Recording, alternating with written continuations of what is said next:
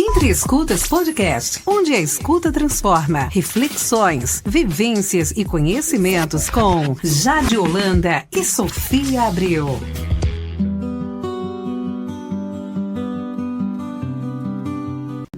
Olá, pessoal! Bem-vindos a mais um episódio do Entre Escutas Podcast. É um prazer estar aqui com vocês depois de algumas semanas, off, por questões internas. Mas é um prazer estar em mais um episódio e com certeza vai contribuir muito com vocês e nessa nossa troca do Entre Escutas. Hoje vamos trazer uma temática extremamente importante de ser debatida, refletida e conversada, que é sobre uma área da psicologia muito presente na maior parte da nossa infância e adolescência. Na verdade, em toda a adolescência e parte ali da primeira infância também, muito valiosa. Enfim, onde construímos vínculos, aprendemos muitas coisas. Então, eu estou falando sobre psicologia educacional e escolar. E aí sabemos, que o campo da escola, da educação, vai muito além da aprendizagem de conteúdos. É um espaço, a escola é um espaço de desenvolvimento humano, de muita convivência e de construção de cidadania, de ser um cidadão, uma pessoa para o mundo, um sujeito para o mundo. Então, é isso que vamos conversar hoje. No episódio de hoje, vamos trazer esses desafios da educação brasileira, da escola e das contribuições da psicologia justamente para a construção de um espaço mais saudável, mais humano e mais inclusivo. E para isso trouxemos o nosso convidado brilhante, Rafael Aires, e eu vou apresentar um pouquinho do currículo dele para vocês e depois ele se apresenta. Mestre pelo Programa de Saúde Coletiva da Universidade de Fortaleza, Unifor, e especialista em estudos clássicos pela Universidade de Brasília. Graduação em Filosofia pela Universidade Federal do Ceará, graduação em Psicologia pela Unifor, graduado em Pedagogia pelo Centro Universitário, 3 graduações na conta, tá bom para vocês? Psicanalista, membro do Corpo Freudiano, formação em Orientação Profissional e de Carreira pelo Instituto do Ser, membro da Sociedade Brasileira de Estudos Clássicos, membro da Comissão de Psicologia Educacional e Escolar, CRP 11, professor do curso de Psicologia da Universidade de Fortaleza, coordenador da ênfase de estágio em processos educativos e sociais do curso de Psicologia da Unifor também. Rafael, seja muito bem-vindo, é um prazer gigantesco te receber. Olá, Jade, Sofia, gratidão aqui pelo convite, de podermos estar conversando sobre uma temática tão importante, que não é só um campo de trabalho para mim, é um lugar de afeto, um lugar de pesquisa e um lugar também que a gente pode encontrar aí essas possibilidades de fazer a psicologia, dentro de um componente ético, técnico e também afetivo. Rafael, é uma honra imensa te receber. Queria compartilhar aqui também que o Rafael tem uma admiração por ele, também foi meu professor, então é uma honra muito grande estar aqui dividindo essa mesa com você. Antes da gente adentrar nas perguntas, eu queria fazer uma breve introdução sobre o que a gente vai falar hoje, Hoje a psicologia educacional, e a psicologia escolar, eu acho que é muito importante a gente começar contextualizando de onde a gente fala, Aqui, acho que no nosso programa, eu e a gente sempre tem uma preocupação muito grande de falar sobre uma psicologia social, uma psicologia política que está sempre posicionada em algum lugar. E hoje a gente vai abordar todas as pessoas, elas têm o mesmo acesso, da mesma forma a essa educação no Brasil, A gente fala aqui de uma realidade em meio a diversas classes sociais em que, infelizmente, a maioria da população não tem acesso a uma educação de qualidade. Quando a gente vai para o ensino privado e também para outros contextos, a gente vê muito uma educação voltada para o conteúdo, Eu acredito que é a grande prioridade, muitas vezes, das maiorias das instituições educacionais do Brasil. Mas quando a gente fala de uma psicologia escolar, a gente fala para muito além do conteúdo, do ensino. A gente fala muito numa questão de convivência, muitas vezes em aprendizagem social, aprendizagem em várias formas de saber que a gente tem hoje no mundo. A forma de expressão emocional, a forma musical, diversas formas. Então, hoje a gente vai abarcar um pouco o que a psicologia educacional, o que a psicologia escolar tem a oferecer e como ela deve ser trabalhada. E, principalmente, eu acho que a pergunta mais importante que a gente vai responder aqui ao decorrer do episódio. né, para quem a gente faz essa educação. A educação ela é acessível para todos? Como é possível a gente tornar a psicologia educacional, a educação nas universidades, nas escolas, de forma mais inclusiva? Isso a gente vai falar aqui ao decorrer do nosso episódio de hoje.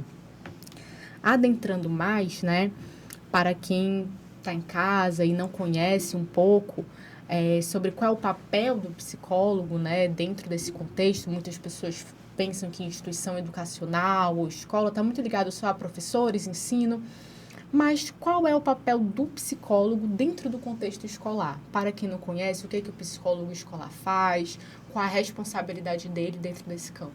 Essa é uma pergunta importante, Sofia, até para que a gente possa fazer uma distinção, né, dentro de um componente prático, tá? Quando a gente fala de psicologia, na realidade a gente está falando de as psicologias, né? Sim. Como vocês bem trouxeram aí, né, nessa introdução aí da apresentação. Falando de psicologia, a gente tem a psicologia escolar e a psicologia educacional, que são campos, né, que se complementam, mas dentro de um aspecto prático eles são distintos, tá? A psicologia escolar, né, é a psicologia que é desenvolvida no chão da escola, tá? Lembrando que essa escola ela também está articulada com o território, né? Então, o território ele é um organismo vivo.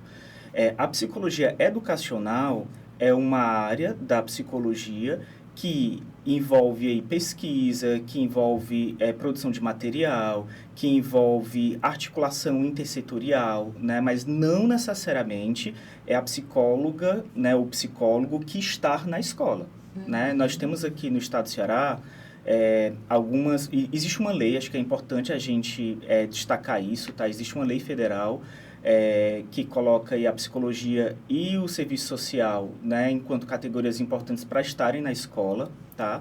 A grande questão essa psicologia, ela vai ser uma psicologia escolar ou educacional, né? Então, isso aí, quem vai dar esse tom, né, por exemplo, dentro do serviço público, né, seriam as gestões municipais, né, prefeituras, né, secretarias municipais de educação, né, e Estado também, tá?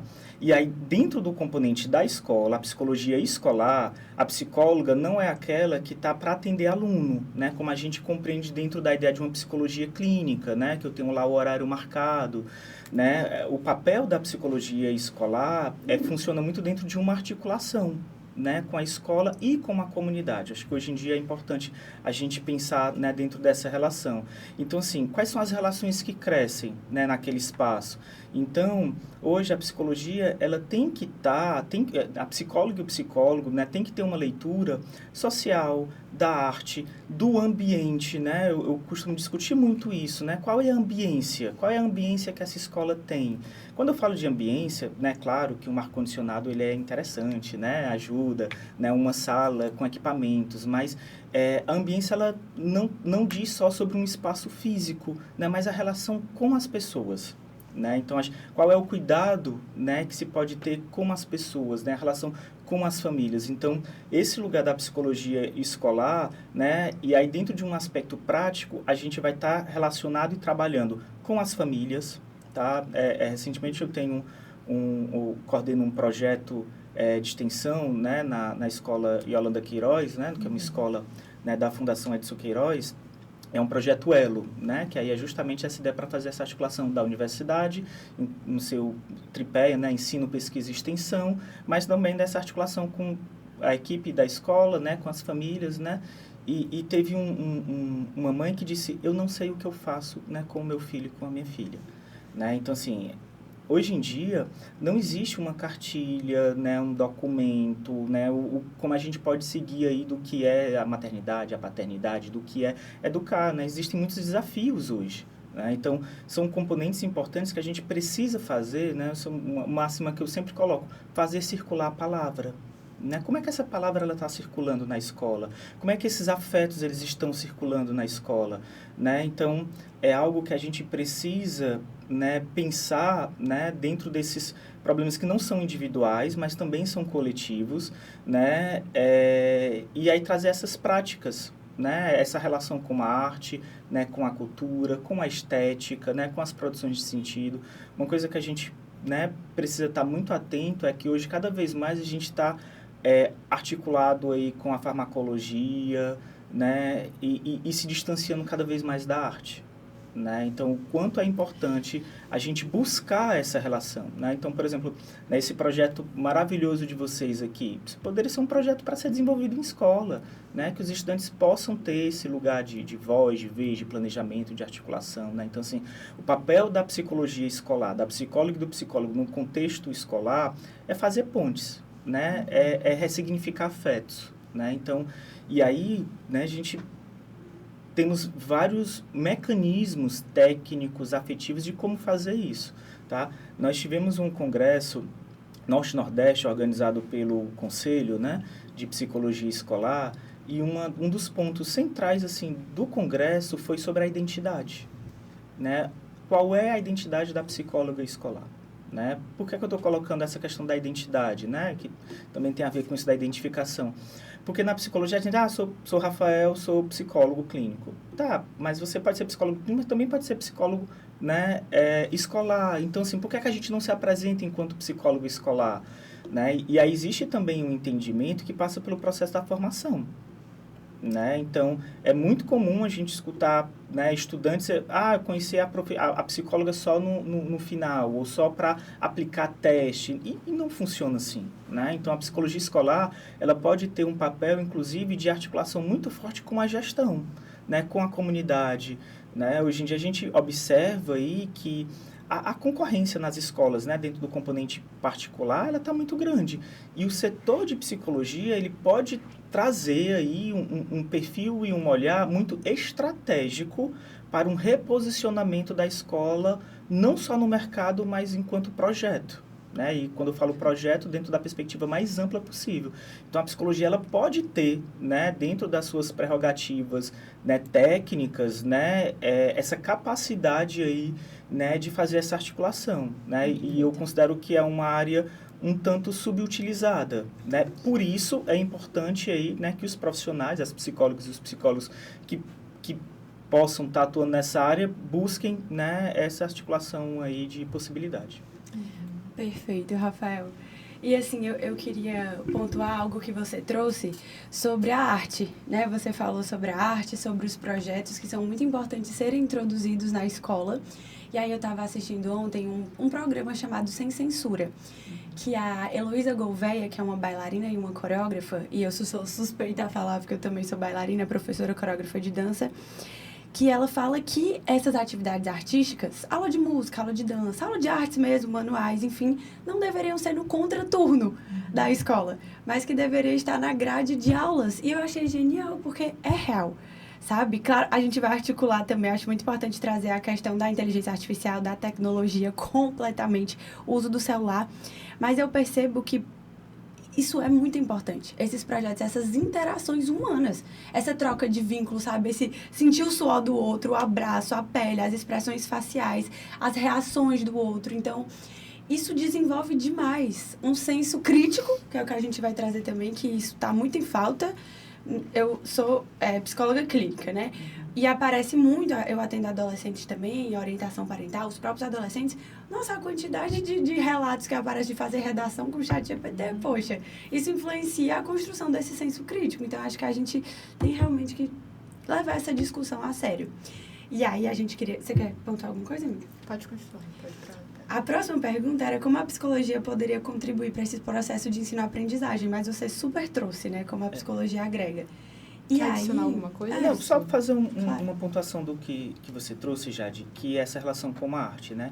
Isso é importante porque existe uma docilização dos corpos e dos afetos, né? Isso tem uma construção, inclusive, social, tá?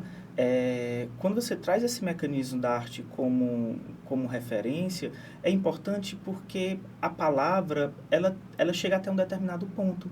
Existe um momento que a palavra, ela não dá conta, e aí o corpo dá conta, né? Então, tem algumas ações, né, que eu utilizo dentro do componente da pesquisa, mas da prática também, né?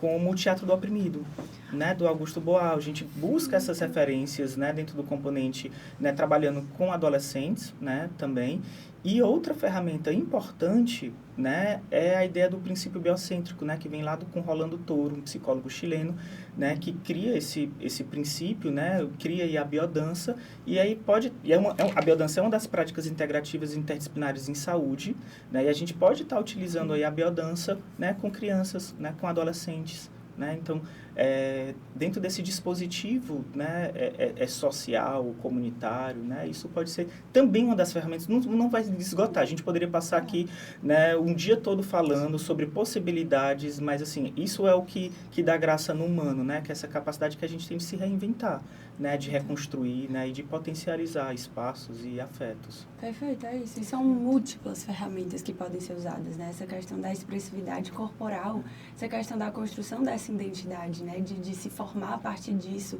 e ser tão revelador e ser tão identificatório para esses jovens, essas crianças. Isso mudou completamente a minha vida, assim, a visão de tudo. E eu fico pensando, já de tu falando dessa questão da identidade, né? E o Rafael trazendo essa questão artística, da biodança e tudo, que muitas vezes são o que essas crianças e esses jovens precisam, né?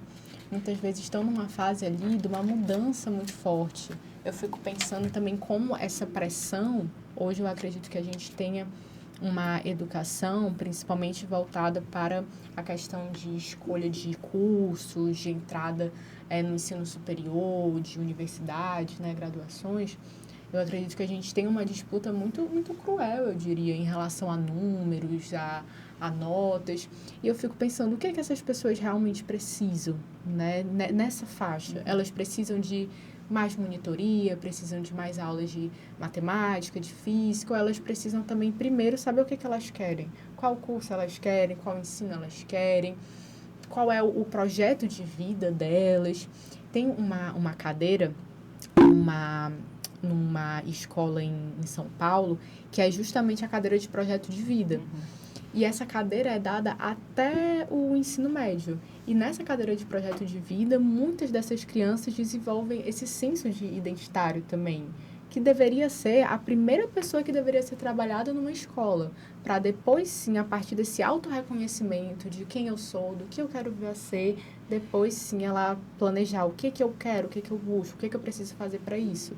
E hoje em dia parece que a gente tem uma cultura educacional muito hegemônica, né, de todos ali estão em busca da mesma coisa, devem cumprir os mesmos resultados, o que diverge, né, completamente da questão da inclusão, né, que todos somos diferentes, dos seres humanos, e principalmente nessa mudança, nessa fase. Sim, ou do seu valor ser medido por notas, né, pelos resultados que apresentam. Isso tira uma existência, apaga completamente uma complexidade de vivido, de pessoa. E é fantástico essas disciplinas, assim, de projeto de vida. As minhas alunas me trouxeram, né, 8, 7, 9 anos. Eu achei incrível, não era algo que tinha pra gente, assim, na nossa época. Mas eu achei fantástico, é crucial. E aí o que a gente queria te perguntar é de que forma o trabalho psicológico pode promover inclusão e respeito à diversidade, entrando nesse bloco. Tá, ótimo. A inclusão, ela começa, né, quando a gente reconhece que a diferença, né, os processos de diferença, eles não são um problema, tá? Mas sim é um problema a ser corrigido, né? Então, assim, é uma condição humana a ser compreendida e respeitada. Tá? Então, isso é um ponto interessante, até quando o Michel Foucault, né, traz lá na obra dele, né, que é a história da loucura. Né? Então, quando ele traz essa ideia do normal, né, o que é normal e o que é anormal. O anormal, normal e anormal, né? Quando a gente tira o a, que é um prefixo de negação, é o que está fora da norma. Mas quem é que determina essa norma? Né? Então, assim, existem componentes, né, sociais e de poder, né, que aí o Foucault fala isso numa segunda fase do pensamento dele, que são importantes para a gente compreender, né, essa relação. Né? Então, assim, é claro que precisa ter, né, a regra, a norma, mas nós temos várias experiências. Né? A Sofia trouxe, né, essa ideia do projeto de vida, isso é um ponto importante, porque a gente precisa também ir para os documentos legais, né? A Base Nacional Comum Curricular, né, que apesar de ter, né, algumas críticas aí, né, dentro do componente da educação, mas ela tem um componente que é o socioemocional, né? E o socioemocional, ele precisa ser trabalhado, né? Então, assim, mas como é que essa ideia ela é trabalhada dentro do componente da escola, né? Qual é o processo, por exemplo, de regionalização, né, do socioemocional, né? Então, assim, a produção de materiais, né? E aí eu já puxo para a psicologia educacional, né? Então, assim, seria importante, né, que a gente tivesse, inclusive, materiais, né, para serem trabalhados dentro do componente das escolas que dialogassem com as perspectivas regionais. Perfeito. Né? Então, que não é a mesma coisa, né, de eu pegar um livro, né, que tem uma dimensão nacional de distribuição, né, para ser trabalhado. Acho que isso tem efeitos, tá?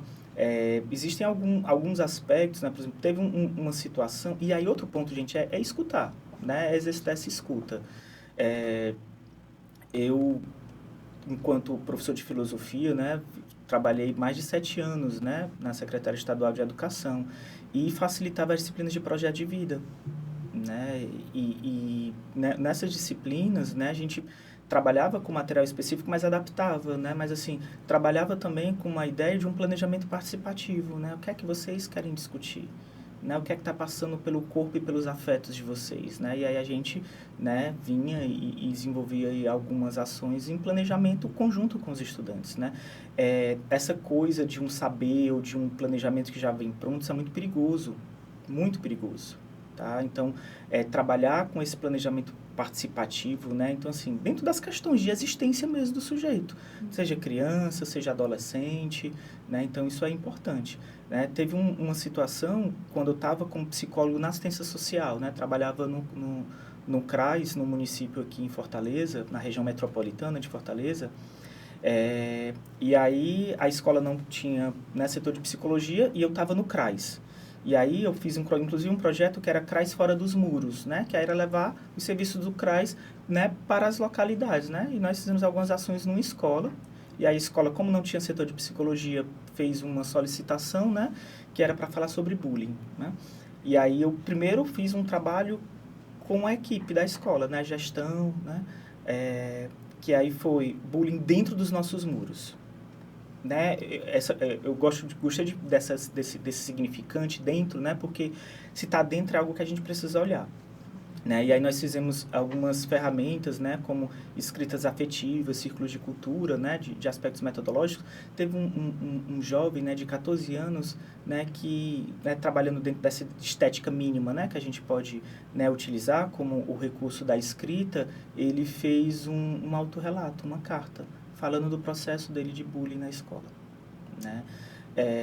Teve uma adolescente, e aí eu perguntei como é que está a frequência, né? Como psicólogo da assistência, né? Caberia, né?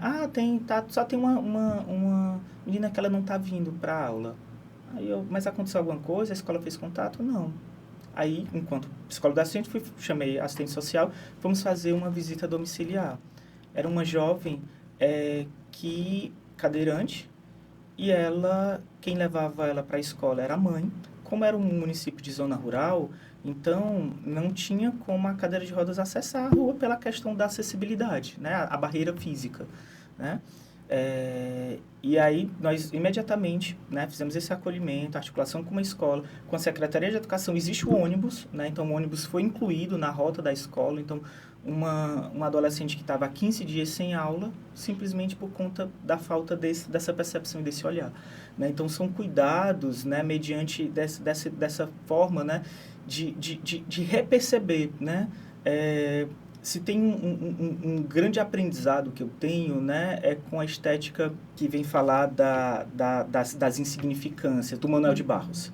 Né? Manuel de Barros, né, ele é um poeta que nos ensina quando ele traz, né, a sua observação das brincadeiras, dos insetos, das folhas, do vento, né, do brincar, do quintal, né? Então, Manuel de Barros, ele é o poeta das insignificâncias, né? Dessa forma de transver o mundo, né? E aí acho que é isso que falta também um pouco, né? Desses momentos de parar, né? Então, assim, parar. Às vezes a gente acha que nem sabe que respira, né? Porque vai tanto no automático, né? Isso todos os atores da escola, tá? Todos, né? Crianças, professores, né? Gestão. Então, às vezes a gente precisa parar, né? Parar para se olhar, né, para se perceber enquanto sujeito, ser no mundo, mundo esse que também é imundo, né, e aí a gente precisa, né, compreender, né, como dialogar também com essas fragilidades, essas dificuldades, né, que existe aí no laço social. Rafael, eu achei sensacional quando você trouxe a questão da regionalidade, né? Assim, essa questão desse relato também com essa aluna, né, cadeirante, né, a questão de acesso à via pública, tudo isso. E me fez questionar também nessa questão desses materiais, né, sobre a disciplina de projeto de vida. Hoje a gente tem materiais, né, feitos pelo Ministério da Educação, que são materiais nacionais. Quando a gente pega a territorialidade, a dimensão continental do nosso país, do Brasil, a gente vê que a gente tem diferentes regiões, territórios, culturas, né? E aí eu fico pensando também até que ponto a gente consegue dedicar a mesma forma de educação e ensino para todos esses povos. Se a gente for pegar numa dimensão literal, de norte a sul, a gente tem pessoas, inclusive, que estão numa zona, muitas vezes rural, numa zona muito mais delicada de acesso, e até onde a educação chega lá e em que sentido, né, em que medida. Eu acredito que o Brasil tenha muito esse caráter diferencial devido a essa dimensão territorial. E a gente queria te perguntar um pouco como você observa, né, de acordo com a sua experiência, né, a sua análise, como você avalia a educação brasileira hoje no nosso território. Qual você acha que são as nossas maiores conquistas ou os nossos maiores desafios? Essa conquista é algo que não está pronto, né? É importante, a mesma forma quando a gente fala da reforma psiquiátrica, né? Ela não acabou. Sim. Da mesma forma essa questão com a educação, né? Então, quando você traz, Sofia, que o Brasil ele é um país continental, e é importante a gente destacar também que se a gente fizer um registro histórico aí dos marcos legais no Brasil, né, determinados grupos étnicos do Brasil, eles foram proibidos de estudar, né, foram proibidos de ter propriedade privada, né, então é importante a gente buscar essa articulação também com as políticas públicas, tá? A educação ela não está distante disso, pelo contrário, esse sentimento de pertencimento, né, de empoderamento, né, eles são fundamentais, né, então, e para se fazer política pública se precisa da população, né, por isso que, só que infelizmente esse acesso, né, à informação ele não é tão comum. Existe um mecanismo muito didático da gente fazer essa proposição, que são os congressos, né? Então, e as conferências, Conferência Municipal de Educação, Conferência Regional de Educação, estadual, né? Que vai até a nacional, que são proposições que a gente pode estar levando, né? Dentro dessa perspectiva, né? Então, e aí nós temos grandes políticas públicas a nível de Brasil, né? Você falou Brasil, então, por exemplo, uma delas é o Programa Saúde na Escola, né? Que é o PSE, né? Que, né, foi de gestões federais passadas, tá? E o PSE, ele faz essa articulação territorial, né? Então, por exemplo, é interessante a gente compreender, né, que o sujeito, ele não é o sujeito só da escola, o aluno lá da escola, o estudante lá da escola, tá? Ele é também a criança que pode estar no CRAS, ele é a criança que pode estar no centro cultural, né? Então, assim, dentro de toda essa construção. Então, as políticas públicas, elas são importantes, tá? Então, por exemplo, dentro da ideia de uma cobertura vacinal, quando se tem essa articulação do município, né, da Secretaria de Educação com a Secretaria de Saúde, a gente consegue buscar aí, né, essa ideia, né, de proximidade. Existem alguns aspectos, né, que são fundamentais para a gente continuar, né, esse avanço. Um deles, né, dentro dessa ideia da garantia de direitos, é a participação popular, né, dentro desses mecanismos, e a garantia aí de financiamento. Não é à toa que quando a gente fala de uma construção de política pública, né, então a construção de uma política pública, ela ela começa com os considerandos. Se a gente pegar o texto, né, de uma política pública, tem lá, considerando. Esse considerando, ele parte de um mecanismo legal, tá? Então, é algo que já tem, né, dentro de um balizamento legal que vai fundamentar e dizer, ó, isso aqui precisa acontecer por tudo isso que está acima, né, que é o que a gente chama dos considerandos. E aí a gente pode ter um ponto lá que tem que ter, né, que é a educação permanente, continuada e permanente. Né? Então, capacitação de professoras e professores, né? Então, se a gente pega quantitativamente, né, são a segunda categoria mais afastada por saúde mental, né? Então, assim, perdendo para policiais, né? Então, assim, quem está cuidando, né, dessas professoras e professores, né? Então, assim, o signo da violência, né? Então, assim, qual é o tempo que essa professora e o professor têm para estudar, para se atualizar, tá? Então, assim, muitas vezes os avanços eles acontecem, mas muitas vezes a escola ela não tem um preparo para isso. Vou dar um exemplo prático, né? 2025 foi feito pelo Ministério, né, da Educação um protocolo para violência extrema na escola, tá? Eu trabalhei isso com os alunos, né, em sala. Uma semana depois nós tivemos um caso numa escola aqui no Ceará, que um estudante, né, entrou com uma faca na escola, né, e agrediu. Então, assim, são componentes importantes. E aí, para isso, a gente precisa fazer circular a palavra. Mais uma vez, eu retomo isso, tá? Você trouxe isso do projeto de vida, eu me lembrei agora, né, eu recebi um áudio recentemente de um estudante egresso, né, que veio me agradecer, né, ele esteve comigo em projeto de extensão e aí hoje ele está como psicólogo e aí ele disse que agradeceu pelas aulas, né, pelos momentos de partilha, porque por conta das atividades que nós realizamos, né, na faculdade, nos projetos de extensão, ele replicou isso enquanto profissional e ele descobriu um planejamento de um massacre numa escola. Então,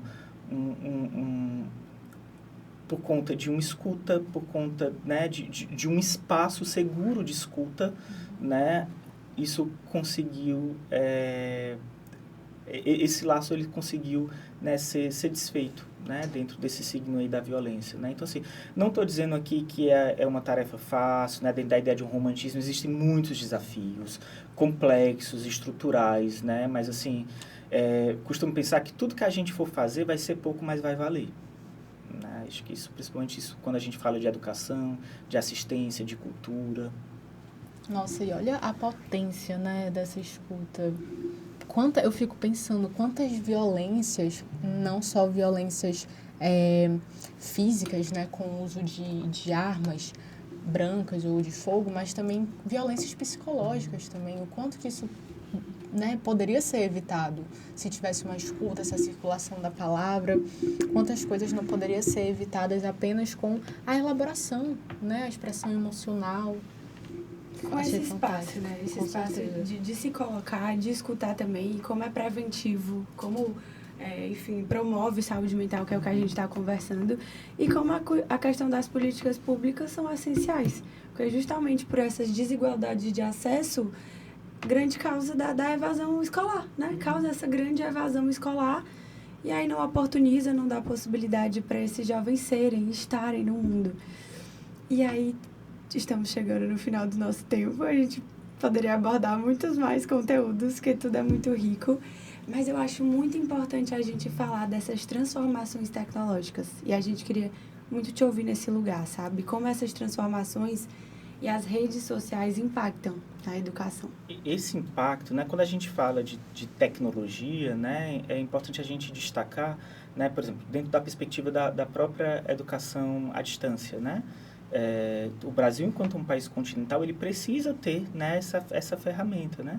E aí eu costumo brincar que o EAD ele não surgiu agora com o advento aí do rádio, da tecnologia, não.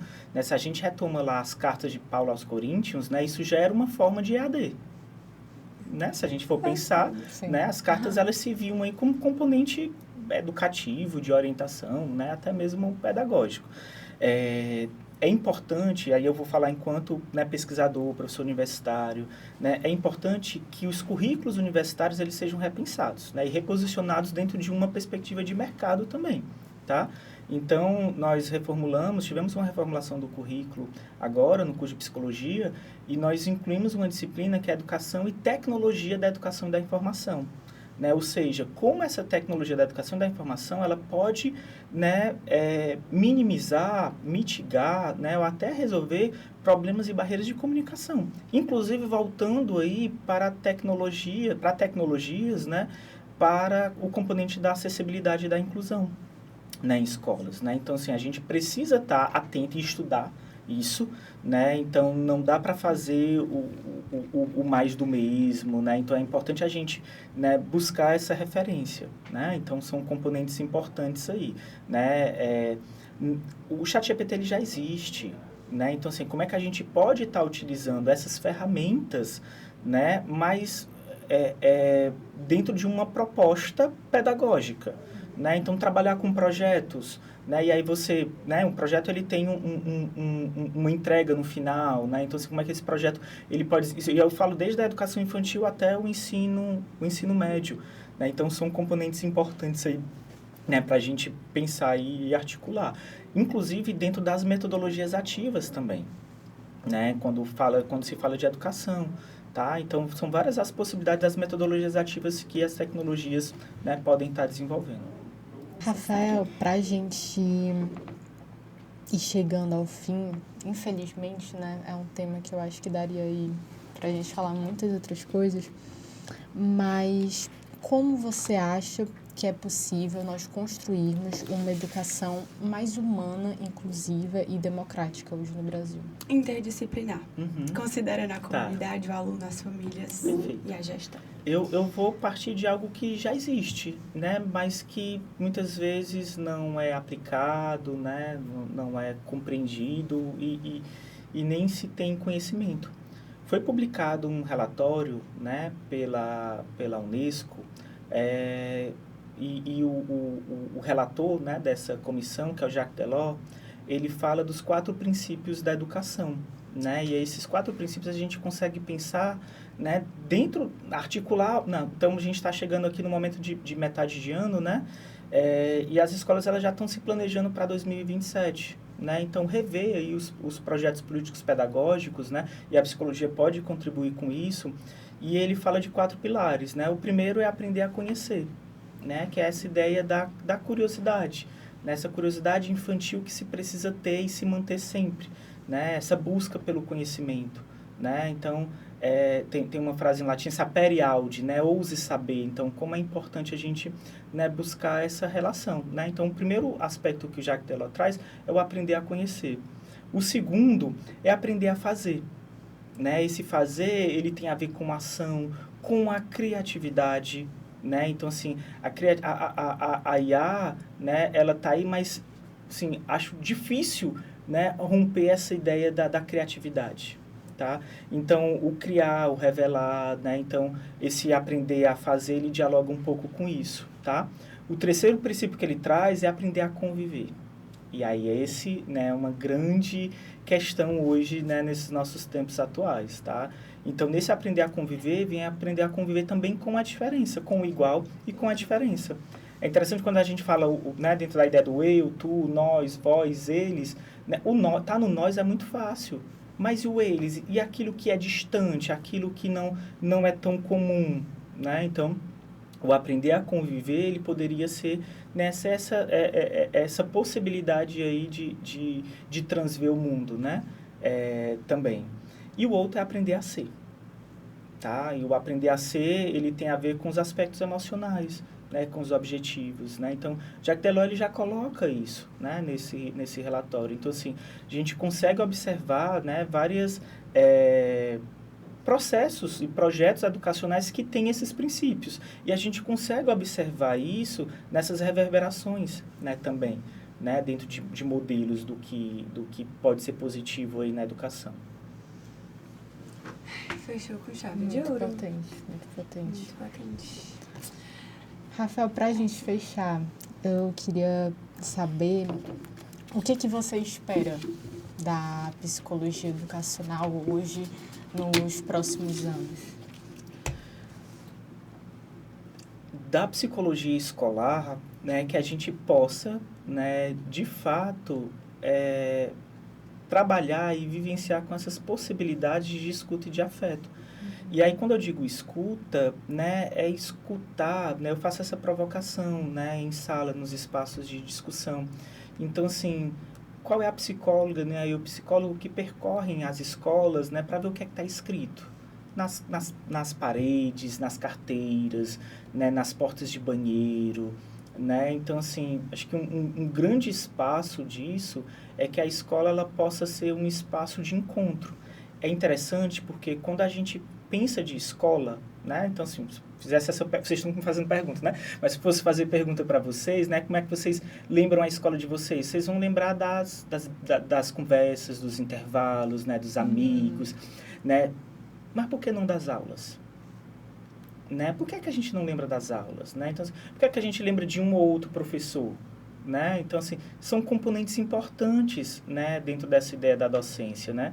E aí, né, já que a gente está caminhando aqui para esse fim que não se encerra, né, que é nisso que eu também acredito, né, no que não tem esse fechamento, mas que tem desdobramentos, né, eu faço aqui um momento de gratidão a todas as minhas professoras e meus professores, porque hoje eu não pesquiso, eu não atuo em escola à toa, né? Quando eu falo de escola, existe toda uma pulsão de vida, isso vem, né, pelas minhas professoras e professores, né, desde a educação infantil, no ensino médio, né, e na educação superior aí, né, em todas, né, as etapas aí que eu já percorri, né? Então, fazer esse olhar aí de agradecimento aí também, né, a todas as professoras e professores aí que tiveram, né, nesse meu processo de construção e desconstrução, enquanto sujeito e ser no mundo. Nossa, que valioso, Rafael. A gente te agradece por estar aqui falando sobre isso, porque a partir de toda essa experiência, né, que você traz aí, essa sua gratidão, você toca muitas vidas e transforma. E eu queria te agradecer mais ainda também por ter sido também essa minha inspiração, né? Com certeza você fez parte aí um pouco desse caminho, né, da minha trajetória. Então, como professor, você também tocou e toca muitas pessoas. Obrigado. Com certeza. E como o afeto e escuta transforma experiências, né? Acho que é isso que a gente traz. É por isso que a gente está entre escutas. Entre escutas. Nosso Bordão, que é o nome do nosso programa. Mas, Rafael, muito obrigada. A gente encerra aqui, mas chamaremos você novamente. Talvez uma discussão também dupla, né? Com certeza. Como vai ser rico? Com certeza. Acompanhem. Um abraço. Obrigada, pessoal. Acompanhem os próximos episódios. E sempre falo isso, mas maratonem todos que estão aí já disponíveis, porque é babado. E é muito bom. Quem tiver alguma dúvida, comentário, por favor, fala com a gente, deixa no chat, nos comentários, pode mandar pelo direct. Tenho certeza que tanto eu quanto a Jade, quanto o Rafael, estamos super disponíveis aí para interagir entre essas escutas. Isso, e nos sigam no Instagram também. Você tem Instagram profissional? Tem. Pronto, vai estar aqui na tela, com certeza. O Aqui @. E acompanhem também o Rafael, um trabalho maravilhoso que ele faz. E é isso, nos acompanhem e até o próximo episódio. Tchau, tchau. Tchau, tchau. Inscreva-se no canal do YouTube Entre Escutas Podcast. Deixe seu like e ative as notificações. Aos domingos, 18 horas no Spotify. Às segundas, 16 horas na Sol Leste FM. E 20 horas no canal do YouTube Entre Escutas Podcast.